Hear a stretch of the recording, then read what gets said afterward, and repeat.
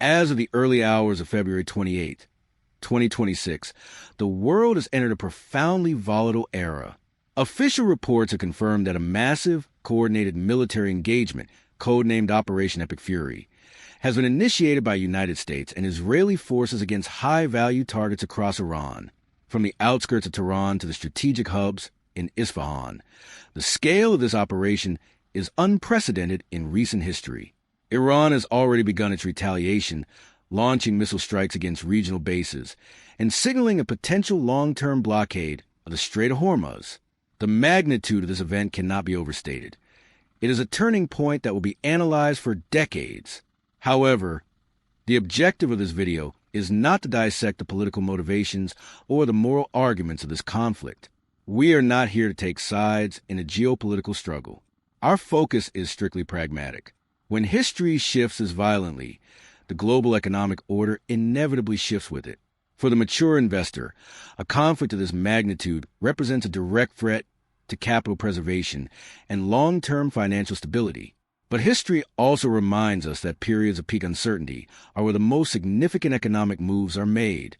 Today, we are going to look beyond the noise of the news cycle to analyze exactly how you can protect your wealth and position your portfolio to navigate this new wartime economy. When the first missiles strike their targets, global financial markets respond with a single primal emotion: fear.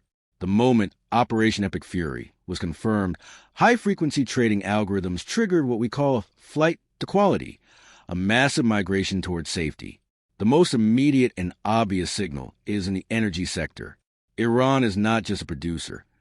It is the gatekeeper of the Strait of Hormuz. Through this narrow choke point, roughly 21 million barrels of oil flow daily, nearly 20% of global consumption. With an imminent blockade, crude oil isn't just rising, it's in a state of shock.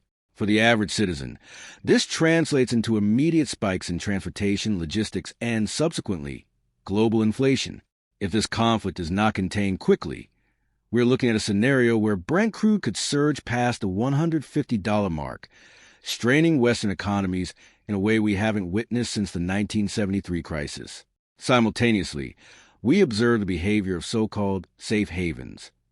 Gold, historically the ultimate hedge against geopolitical chaos, has surged in London and New York trading. In wartime, the intrinsic value of precious metals becomes the only anchor in a sea of volatile fiat currencies.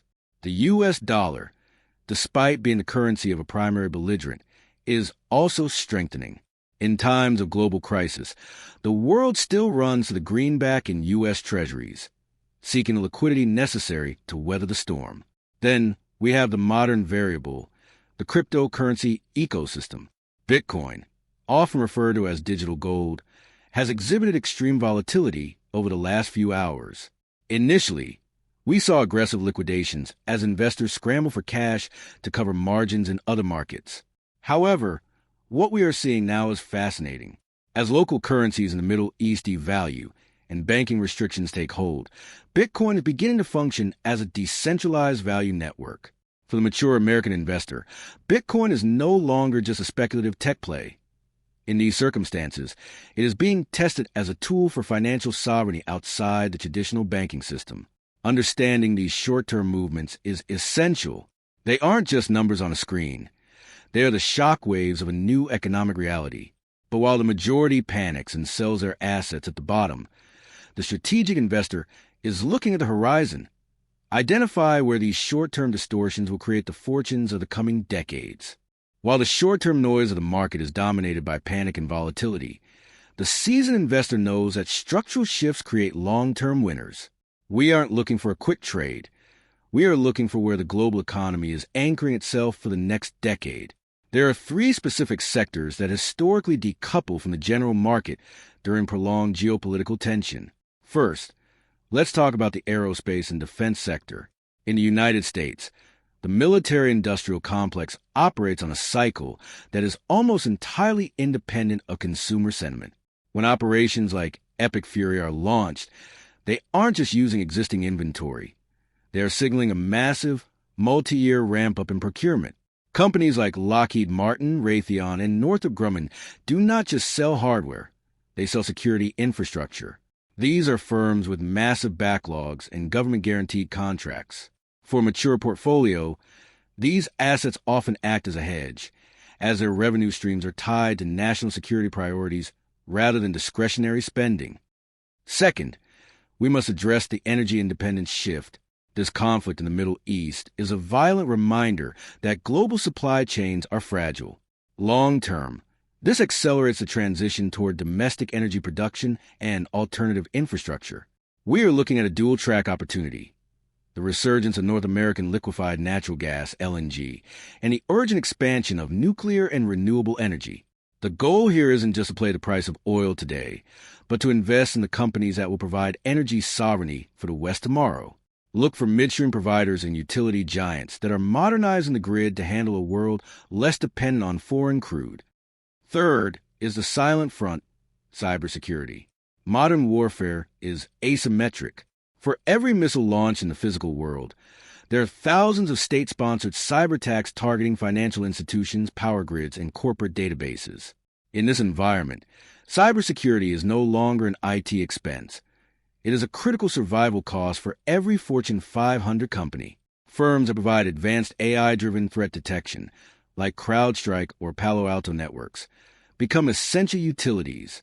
This is a sector with high barriers to entry and massive sticky revenue, making it a cornerstone for long-term growth amidst global instability. Finally, we must discuss the blood in the street strategy. Baron Rothschild famously said that the time to buy is when there is blood in the streets. While that sounds cold, from a purely financial perspective, it is a fundamental law of wealth creation. When a conflict of this scale breaks out, high-quality companies, big tech leaders, essential consumer staples, and dominant healthcare firms often get sold off in the general market route. This creates a rare window to acquire blue-chip assets at a discount. The key is to distinguish between companies that are actually broken by the war and companies that are simply being punished by the market's temporary lack of liquidity. Investing during a war requires a stomach for volatility and a clear, unemotional lens. It is about moving capital from where people are afraid to where the world is going. You aren't just surviving the crisis.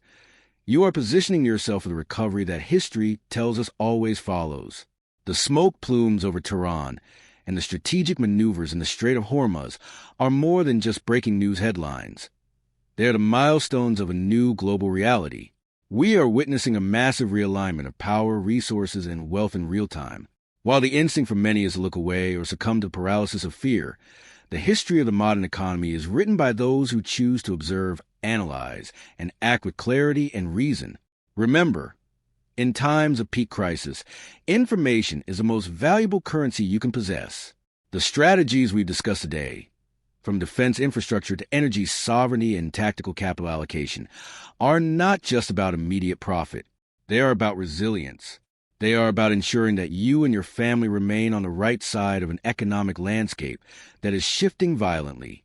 As the situation unfolds, windows of opportunity will open and close with lightning speed. If you found this analysis valuable and want to stay ahead of the curve as we navigate this new wartime economy together, hit the subscribe button and turn on all notifications. I want to hear your perspective in the comments. How are you adjusting your portfolio today? Are you moving your capital into safe havens? Or are you identifying the long-term opportunities that arise in this blood in the street scenario? Let's start a professional, strategic discussion below. Finally, a necessary reminder: this video is for educational and informational purposes only. I am not a financial advisor, and you must always perform your own due diligence before making any investment decisions, especially in a market as volatile as the one we are witnessing today. Stay informed, stay focused, and above all, stay prepared. I'll see you in the next video.